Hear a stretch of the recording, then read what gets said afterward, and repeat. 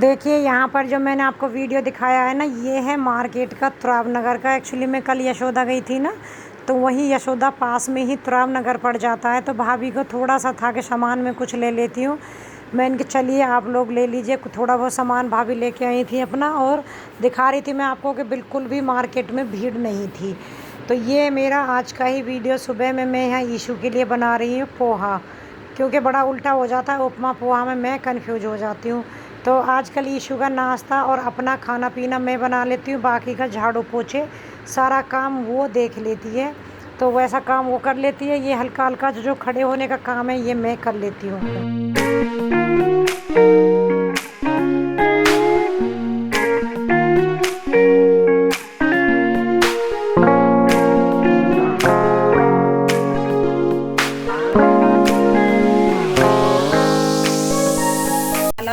क्योंकि हरी मिर्ची डाल दी है, आप जितना तीखा खाते उस हिसाब से डाल लें। अब मैं इसमें पोहा डाल दूँगी इसको। तो यहाँ देखिए मसाला अच्छे से भुन गया था, मैंने इसमें पोहा डाल दिया है। पोहा अच्छे से मिक्स कर दूँगी। पोहा की अच्छे से डिटेल में रेसिपी मैंने दूसरे चैनल कुसुम्स वर्ल्ड पे शेयर की है, प्लीज़ उसको भी देखिएगा। मेरी रिक्वेस्ट है आप सभी से, उस चैनल को जिसने सब्सक्राइब नहीं किया है उसे सब्सक्राइब कर लीजिएगा।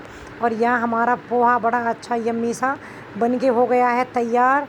क्योंकि मेरा भी मन कर रहा था लेकिन मैंने नहीं खाया, क्योंकि पोहा में मूंगफली है जो कि डाइजेशन होने में दिक्कत रहती है। और आजकल तो मुझे वैसे ही डॉक्टर ने बहुत लिक्विड डाइट पे छोड़ा हुआ है, जिसको मैंने आगे आपको अच्छे से डिटेल में बताया हुआ है। Hello everyone, Radhe Radhe. कैसे हो आप सब? आई होप कि आप सब अच्छे ही होंगे और स्वस्थ होंगे। आप सभी का स्वागत है आपके चैनल कुसुम फैमिली व्लॉग में। तो देखिए काम हो गया मेरा। ईशू के लिए तो उपमा बनाया था मैंने, और अपने लिए बनाया है पोहा। नहीं सॉरी, उल्टा बोल दिया। ईशू के लिए पोहा और अपने लिए उपमा बनाया है। नहा लिए, पूजा कर दिए, लड्डू गोपाल नहवा दिए मैंने।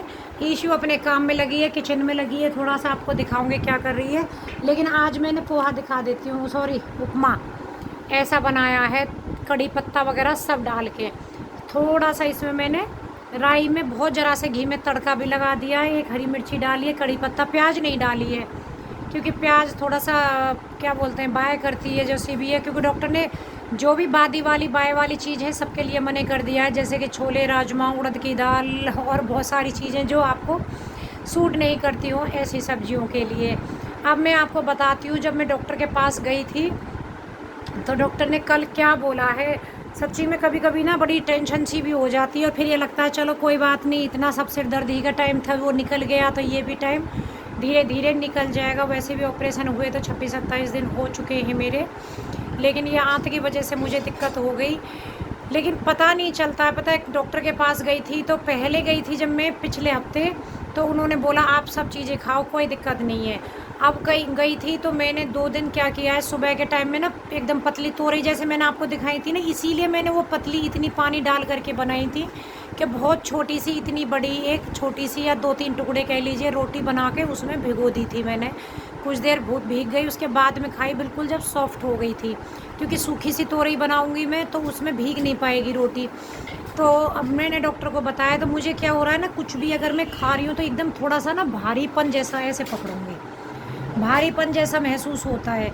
तो मैंने वही डॉक्टर को बोला था मैंने कि, तो उन्होंने पूछा क्या क्या खाया, मैंने कि खिचड़ी दलिया वही सब चल रहा है, बाकी का लौकी की सब्जी तो रही कि नहीं रोटी। मैंने कि थोड़ा सा मैंने 2 दिन से सुबह सुबह में रोटी, क्योंकि सुबह इसलिए खा लेती हूँ जिससे कि शाम तक वो अच्छे से पच जाएगी।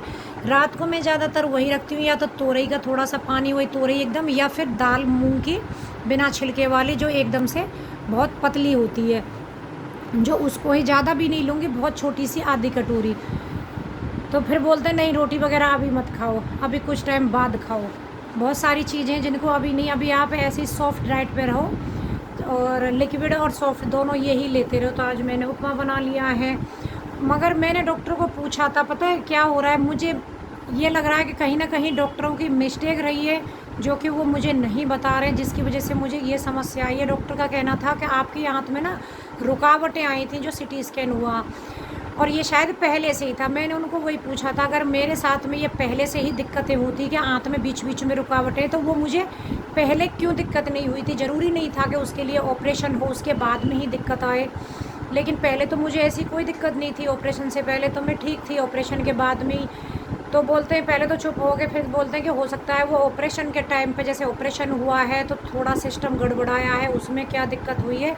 लेकिन सबसे बड़ी जो समस्या है अब दो चीज़ की है कि एक तो मुझे डॉक्टर ने बोला आपको लंबे टाइम तक दवा खानी है।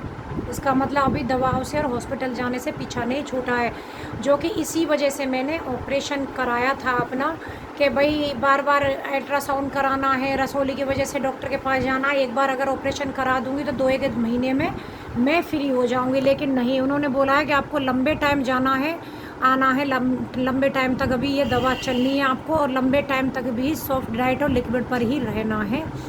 और एक समस्या आ रही है, क्या शेयर करूं आप लोगों के साथ में, कि पेट नहीं साफ़ हो रहा। मैंने उनको वही बोला था, तो उन्होंने बोला ये आपको समस्या 1 साल तक रहेगी।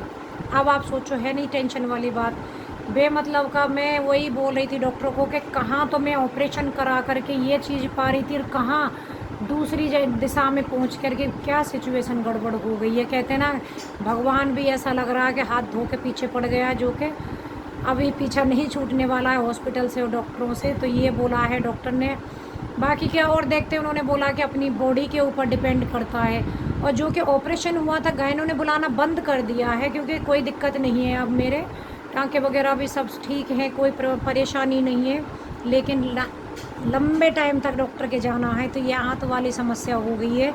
शेयर मैं आप लोगों के साथ इसलिए कर रही हूँ क्योंकि ज़रूरी नहीं है, देखिए मुझे कुछ पता है, आप लोगों को भी पता हो, और कुछ चीज़ें आप लोगों को पता है वो मुझे नहीं है। तो कुछ कुछ बातें शेयर करने से, तो क्योंकि जानकारी आप लोगों को भी होनी चाहिए। बहुत सारी चीज़ें ऐसी होती हैं जब ऑपरेशन होता है, और कुछ ऐसी हैं कि मैं आपके साथ शेयर कर रही हूँ, तो आप लोग भी अपनी मुझे राय देना कि क्या करूँ मैं, और किसी डॉक्टर को अपनी रिपोर्ट दिखाऊँ, समझ नहीं आ रहा।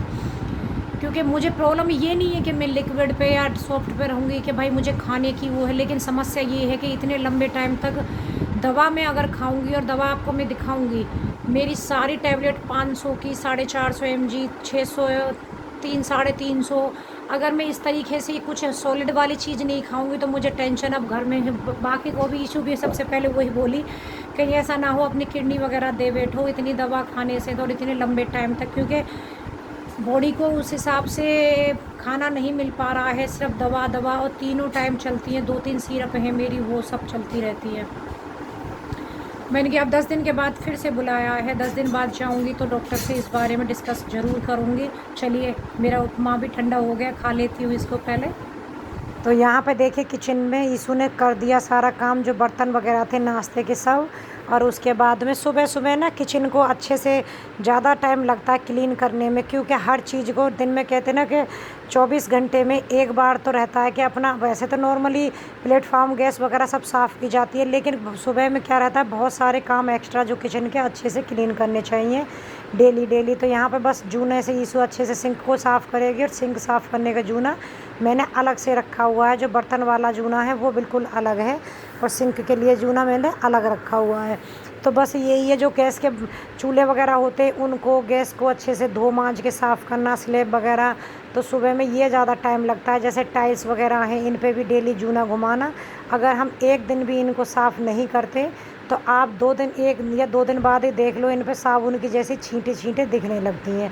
तो ईशू ने यहाँ देखा अच्छे से किचन क्लीन कर दी है, मैं जैसे करती हूँ वही ऐसे सीख रही है।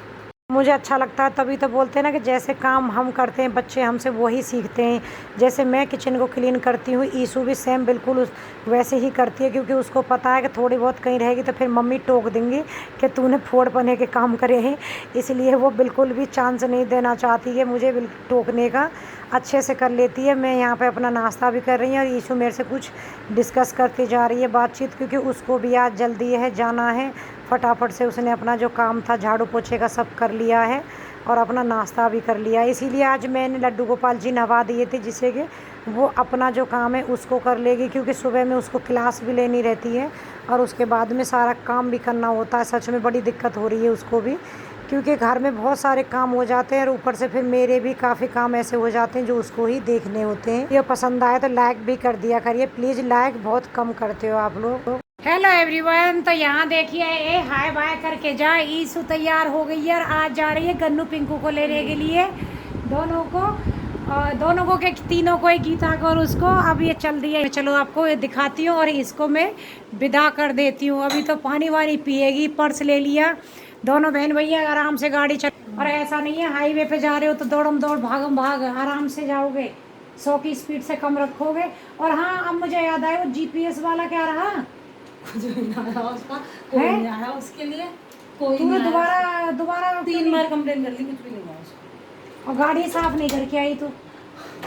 मैं खुद तो अब साफ नहीं। हाँ अब ये चल दी, देखो पर्स वर्स टांग के लड़की तो पूरा मैंने जबरदस्ती सामान भरा है इस पर्स में क्योंकि बहुत बड़ा था है। जब मैंने, और ये डब्बा तो ले लिया है, इसके साथ चम्मच भी लेती। इसे पकड़ना, अरे पकड़ो।